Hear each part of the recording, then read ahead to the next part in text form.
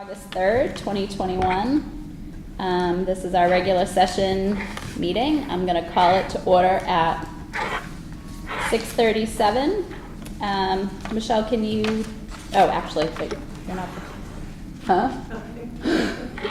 Let me just read that those attending tonight's meeting should be aware that the meeting is being audio and video recorded by APAC and ASRSD. Any audience member who wishes to record any part of the meeting must inform the chair, who will announce the recording. This is to comply with the Mass Wiretap Statute.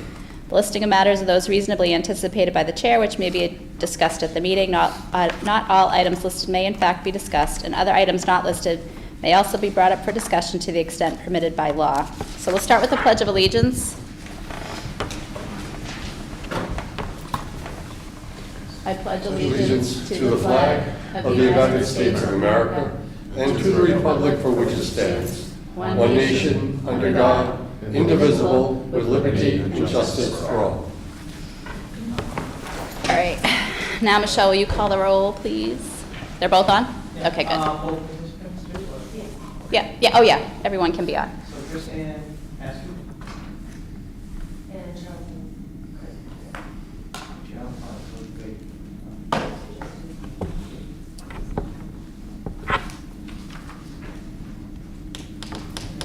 Mrs. Granger?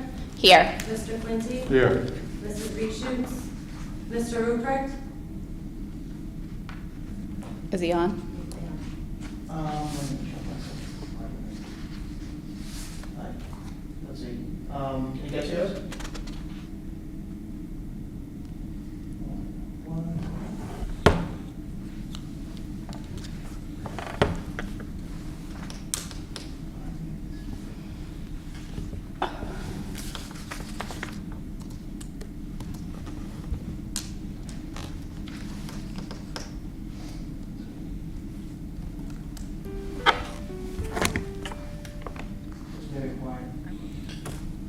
Can you hear him?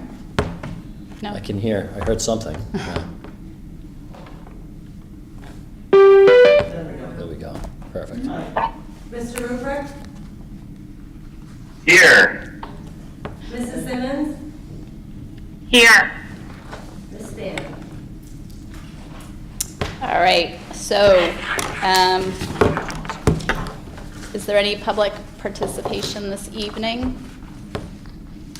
Not seeing any in the chat. All right, we're going to move on to our consent agenda, which tonight consists of some minutes from July 20th, regular session minutes, June 16th, 2021, regular session minutes, June 1st, 2021, executive session minutes, May 19th, 2021, executive session minutes for release, May 4th, 2021, executive session minutes for release, January 5th, 2021, executive session minutes for release, September 16th, 2020, executive session minutes for release, September 1st, 2020, executive session minutes for release. Oh my goodness, I didn't know there were so many.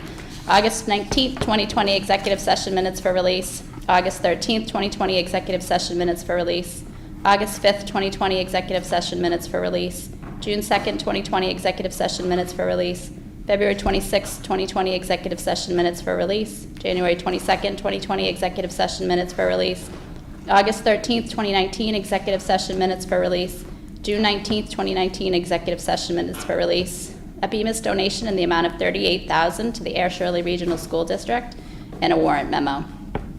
So I'll entertain a motion to approve the consent agenda. I'll make a motion to accept the consent agenda as read by the chair. Anyone second? Seconded. Moved and seconded. Any other discussion or questions? I just think we should probably have Dr. Renda's office, on behalf of the school committee, Dr. Renda sent a note to the BMIS with some of the things that they support. They've been doing this for a very long time, and they sponsor a lot of extra stuff that we would not be able to do. So I think that would be certainly in the spirit of their gift. We'd be happy to do that. Agreed. Nice thank you letter. All right, thank you, Jim. So if there's no other discussion, I will call for a vote for this. We'll have to probably do a roll call with split participation. So if you could do that, Michelle. Mrs. Granger? What do I say? Yes, aye. Yeah. It's been a while. Mr. Quincy? Yay. Mr. Ruprecht? Yes. Mrs. Simmons? Aye. All right, so that's passed. Thank you guys for logging on to do that. Okay, so we're going to move on to new business, which tonight is the introduction of Danielle. Oh goodness, Danielle, I should have asked you before. How do we pronounce your last name? Cicatella. Cicatella. It's a lot easier to say. It is a lot easier to say. She is our new Air Shirley Regional Middle School Assistant Principal, and she will be introduced by Mr. Orlick, our principal. Should I stand up or? Yeah, Take over by the doctor so that the camera can see. yeah, or you can move, if you want to come here, then will you be able to get him here? Or? Yeah. Okay. Yeah.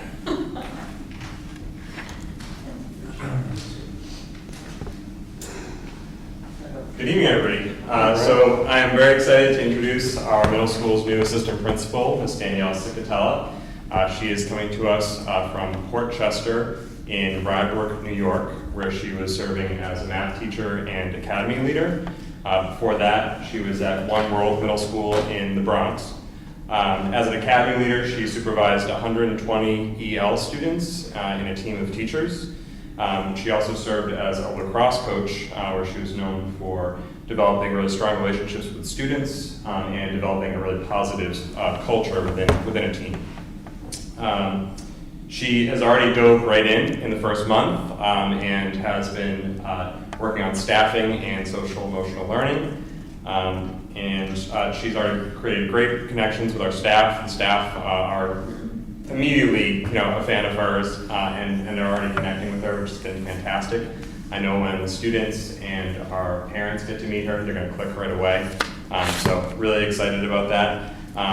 After all the challenges of the last year, I'm really excited. She's really shown herself to be a true partner, brings a lot of energy and positivity to the role. So very excited to have her on board. So you can join me in welcoming her if you see her around. Yeah, welcome. Yes, thank you. I'm very excited to be working with all of you and to be part of the community, so thank you.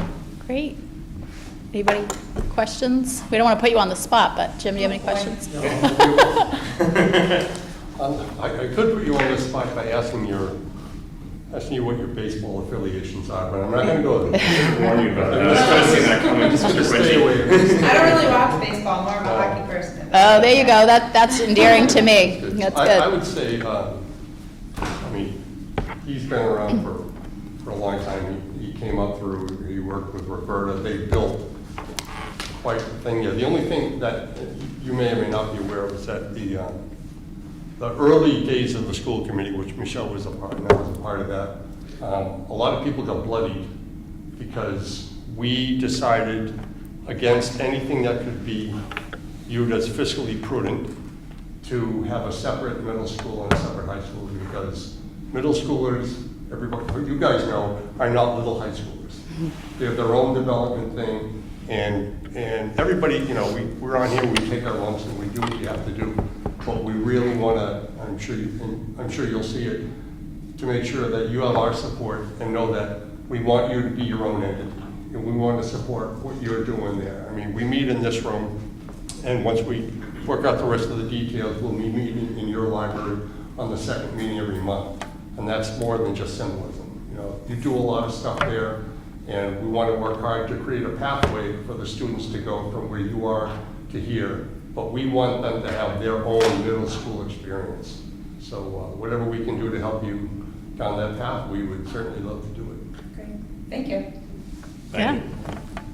Well, welcome again. We're happy to have you, and thank you for coming tonight to meet us. Sorry, it's just No, of course. skeleton crew. Thanks. All right. So then we will move on to our superintendent's report from Dr. Renda. Great. Thank you. We're going to get started with the teaching and learning. And you all set? Yeah, I'm ready to go. I figured you were. All right. Hi, everyone. Hi. Just a few things, just to update. I know that summertime seems to be kind of school's not happening, but the reality is there's a lot going on in the summer.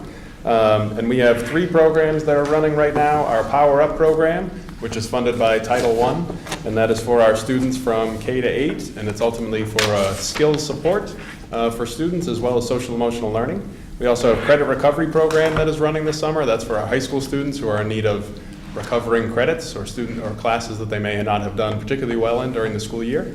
It's also for some skill support as well. So for some students who didn't do particularly well, they earned their credits, but they wanted to do a little bit more to make sure that they're ready for the next year.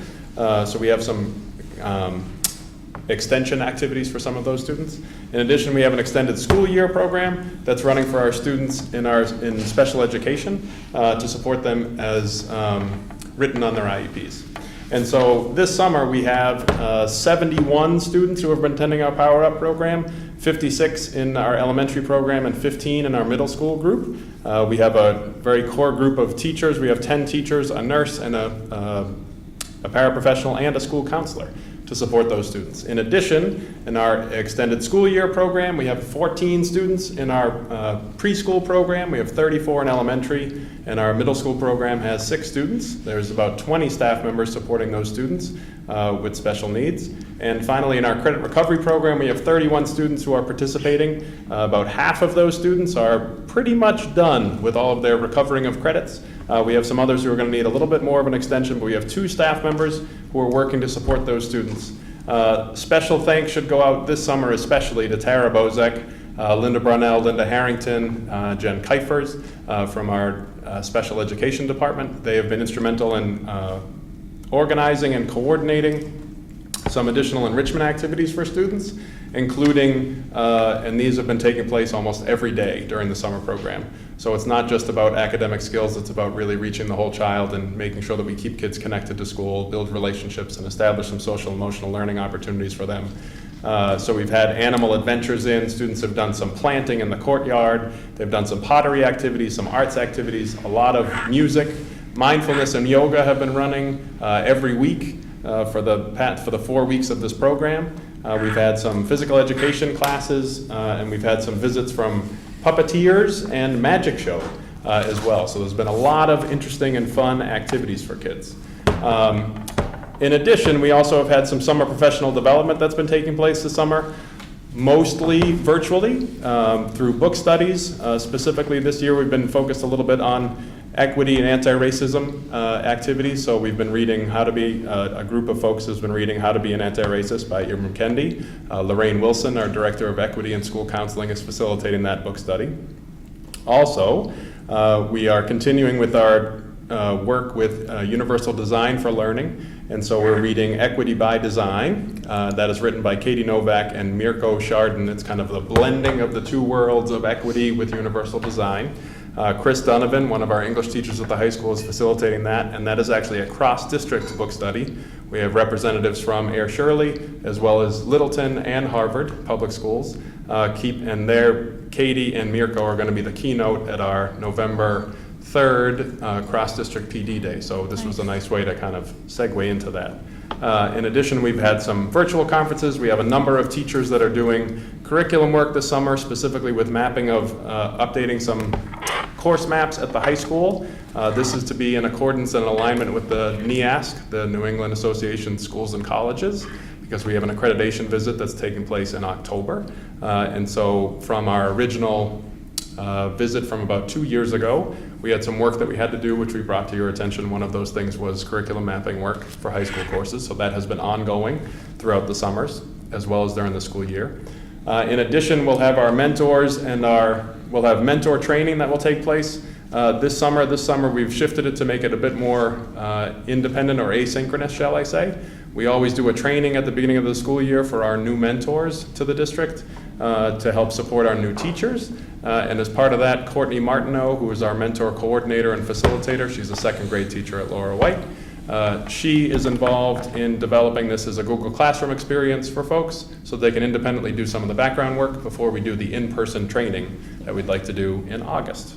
And also a final plug, since it's still summer, even though everybody seems to look at the calendar when it changes from July to August, people start to freak out a little bit. So summer reading can still take place.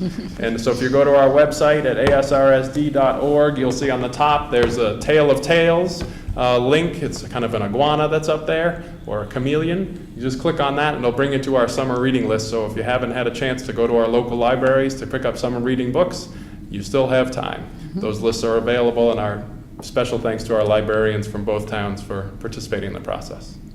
Great. So that's our update on teaching and learning for the summer. Good. Any questions, it. Jim? That's it. Been quiet. Yeah, it sounds like nothing. Uh-huh. Yeah, I have to say, coming in July and seeing everything that was happening in the district and everything that the people who planned, including Charlie, who planned the summer school and executed it, it's just, it's great. Seeing the kids in the school, it's well-run, it was well-planned. It was exciting, and it was a good feeling, knowing that I was coming in to a district that was doing that much for kids. So you got to do really all the good stuff, and I get to update you on some of the COVID guidelines that just came out last Friday. We do have enrollment on this, but our enrollment right now is between 1,600 and 1,700 kids. It is too early to give you an accurate enrollment. We still have kindergarten students who are going to be enrolling. We're hopefully having some kids who decided to do homeschooling last year come back to us, and some new applications for homeschooling. So we will update you on specific enrollment numbers at the next school committee meeting. It'll be much more accurate. Great. So last Friday, the Department of Elementary and Secondary Education, in partnership with the Department of Health, Public Health, came out with some guidance for reopening this fall. And I'm essentially going to read you what their guidance is, and then we can have a discussion on it if you would like. DESE and DPH strongly recommend that all students, kindergarten through grade 6, wear masks when indoors, except students who cannot do so due to medical conditions or behavioral needs. Masks are not necessary outdoors and may be removed while eating indoors. The Department of Elementary and Secondary Education and the Department of Health also strongly recommend that unvaccinated staff in all grades, unvaccinated students in grades 7 and above, and unvaccinated visitors wear masks indoors in alignment with the statewide advisory on masking. DESE and DPH recommend that schools allow vaccinated students to remain unmasked. Any individual at higher risk for severe disease from COVID or with a household member who is at high risk is encouraged to wear a mask regardless of vaccination status, and that is consistent with DPH advisory on face coverings and masks. And any child or family who prefers to mask at school should be allowed to. Just a couple more. By federal public health order, all students and staff are required to wear masks on school buses at all times. All staff and students must wear masks while in the school health office. Additional guidance for school health professionals is forthcoming from DPH. At this time, there is no distancing recommendations. So there's no 3 feet, there's no 6 feet recommendation at this time. So these updates, as you know, come fast and furious, and they will continue to do that until school starts. This will probably change between now and school. In fact, I would imagine at least once a week we're probably going to receive updated guidance. So that's why if we get the question, is this the guidance that we're going to enact? If school is starting tomorrow, I would say yes. But the fact that we're fairly confident this will change depending on what the numbers are in COVID infections, we're not ready to say that. Mm-hmm. What we are ready to say is that we could open school tomorrow with the PPE that we have with our current inventory, and we have taken the steps to order more so that we can continue with school with the appropriate amount of PPE. So currently we have 1,500 adult-sized surgical masks, 700 kid-sized masks, that's a combination of the surgical and the cloth type, 19 gallons of hand sanitizer, 100 clear masks for speech services, 500 KN95 masks, 4 cases of gloves, 110 cases of disinfecting wipes. What we have ordered is 2,000 adult surgical masks, 500 will go to each school, 1,000 kid-sized surgical masks, 500 will go to each elementary school, 200 hand sanitizers at 12 ounces apiece, and 8 cases of gloves, 2 cases to each school. So we will be ready to open school, whatever the guidance is, but we are certain that this guidance will be updated weekly. Okay. Any questions? Are there any directives on additional cleaning procedures? Are we going back to what we usually do? I'm going to have to double check that. There was nothing in their updated guidance which would lead me to believe that the recommendation that we had at closing would still be in effect. But I'm gonna have to double check that and get back to you. Any other questions? Is Chris still on? Yes. Okay, Chris, feel free to speak up if you have any questions at any point. Can you hear me? He is. I can, thank Okay. you. All right, good. All right, just, I forgot to say that, so just if you have anything that you want to say, please just chime in. And I think Cheryl's logged off, correct? Yes. Okay. All right, so, Couple of updates on Yeah. the oil spill and the boiler. So, the Page Hilltop oil spill, the release and settlement agreement has been signed off on by all parties. They have processed the fiscal year 21 check payable to Diesel Direct as we were initially instructed. We are currently awaiting direction on forwarding payment to Sedgwick Claims Management Service Incorporated. It's a energy insurance service, Diesel Direct Insurance Company. So it is a company that is going to handle the claim check for them for some type of tax reason, we believe. okay, so the check has been cut but just not sent, is that it? The check has been cut the way that we were asked to cut it. They are now asking that we cut the check so that the company, the Sedgwick Claims Management Service Company, can handle payment. Okay. Okay. There is also an update on Page Hilltop Boiler Project. And again, Mr. Plunkett did take care of this, but luckily he is on a well-deserved vacation. The Hilltop Boiler Room demolition is complete, and the new boilers were delivered Thursday, July 29th, 2021. The piping for the new hot water heating loops in the second and third grade wings is 80% complete. 16 classroom univents are scheduled to be shipped on August 6th. The univents should arrive by August 13th. The plumbing contractor, Riverdale, has stated that the univents will be connected in 5 to 7 days after arrival. Univent delivery is 1 week behind our schedule, but Riverdale has assured us that they will expedite the installation as much as they can. All work in the classrooms will be completed once the univents are installed. Work will continue in the Hilltop Boiler Room until the beginning of the school year. Project is on schedule, except for the delivery of the univents and within budget. Good. Okay.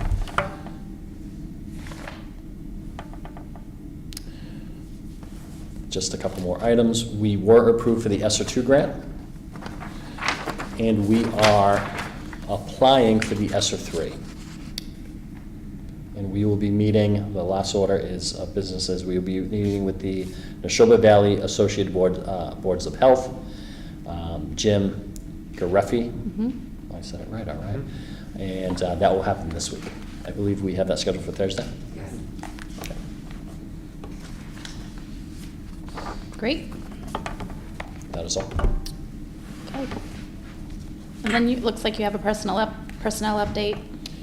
Oh, yes, I believe that is, yes, so. Mrs. Levesque? Oh, yep, excuse me. So Page Hilltop, Denise, help me out with that last name, Charlie. Levesque.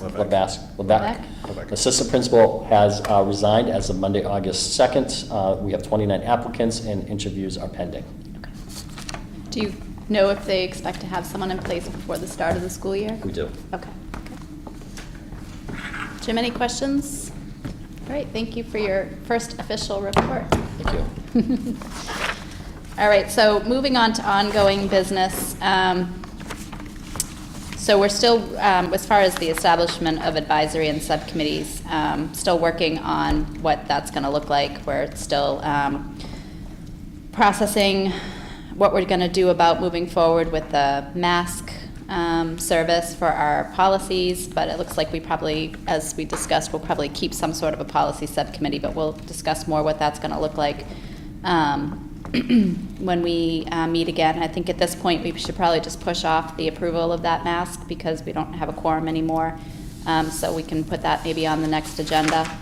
And as far as the other advisory committee we had, aside from policy, was DEI, and with that one, we're still also looking into how we will structure DEI advisory or subcommittees or what moving forward. We're going to look into probably pricing out the equity audit, and that might help us dictate how we want to move forward with a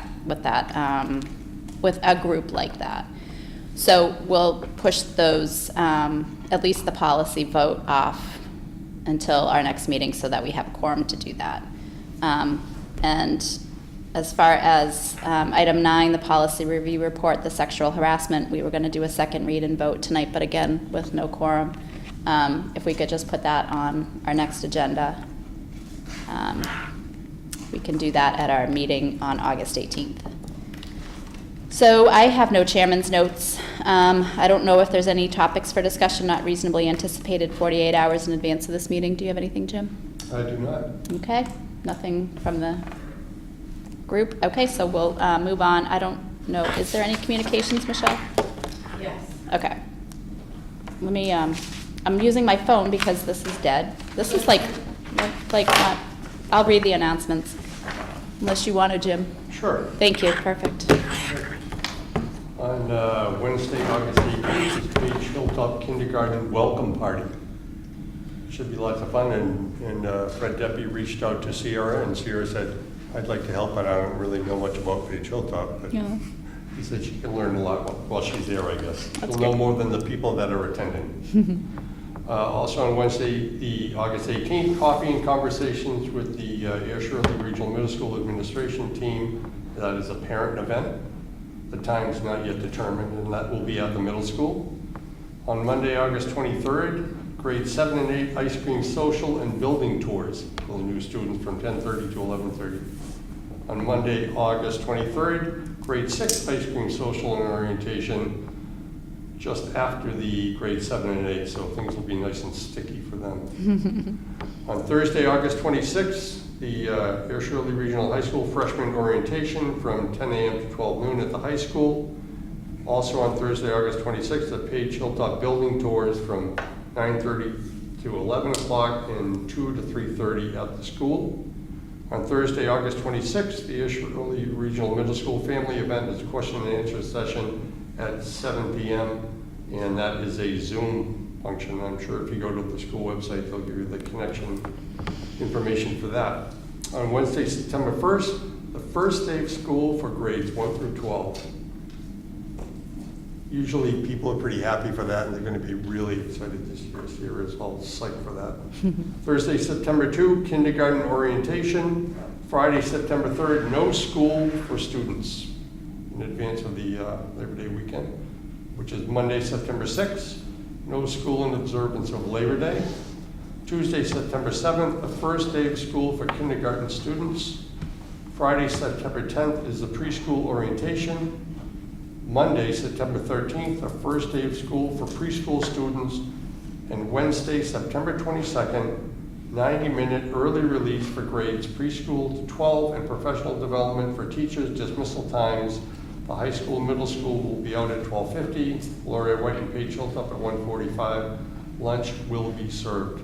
And one thing I didn't see on it, you might know what they have, the Holdenwood one. Do we have a date for that? I think it's the last Sunday in September. So, hang on. I'll look at the calendar. But you know what? I'll get you that date, Michelle, so you can put it on for the next time. 26th, possibly. I know that they're going to be talking about it at the next ASF meeting, so I'll get you firm details for our next meeting. They're meeting According this to week. their website, it is the 26th. Yeah, okay. I would, I mentioned it last year, and I don't know, but I think it didn't come together. If you get a chance to talk to Mr. Kendall, do you know about the Holdenwood Trail Run? I'm sorry? Do you know about the Holdenwood Trail Run? I don't. It is a big party. That happens usually the last Sunday in September. Holdenwood is, the Holden family owns a very large conservation portion in the middle of Shirley Center. And they set up a 3.1 mile course. Some people do the 5K, some people do the 10K. But one thing that it just hasn't worked out in the past.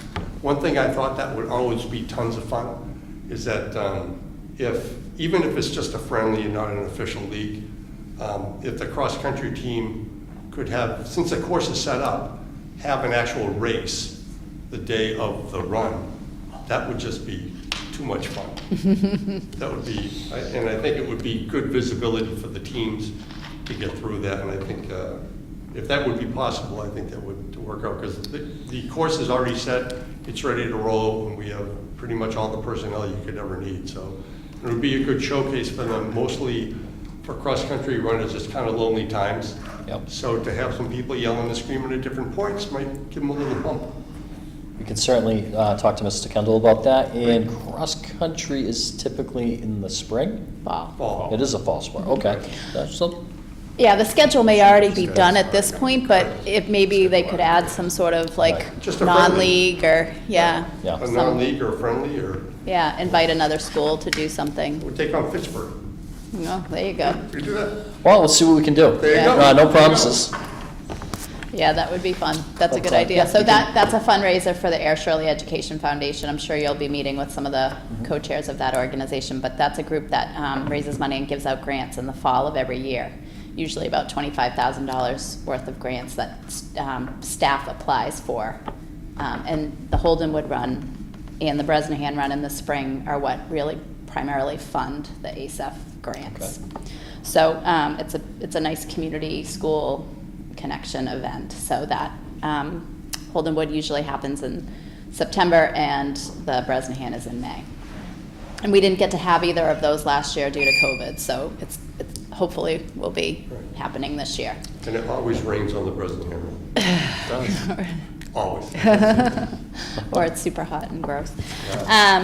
But yeah, that's a good thing to bring up. The one thing I was going to ask too, I'm sure the schools are doing them on an individual basis with some of those ice cream socials and stuff like that, but if maybe we could put that on our Facebook page to get that out to parents and families, just even if it's not, if it's just coming from the district page, at least it lets people know that things are happening in every building leading into the school year, which I think people just like to know is happening. So if we can do something like that, it'd be great. Okay? Yep. Anything else? Chris, anything? He's muted. I am good. All right, good. Okay, so then, seeing nothing else on our agenda, I am going to entertain a motion to adjourn. Motion to adjourn. Chris, you want a second? Sorry, getting off mute. I second that. Thank you. All those in favor, we're going to do a quorum, even though I don't know if this really even matters now. I mean, a roll call, even though. Mrs. Granger. Aye. Mr. Quinty. Aye. Mr. Ruprecht. Aye. All right, it's unanimous, so at 7:10, we're adjourned. Thank you, everyone. Sorry about the skeleton crew tonight.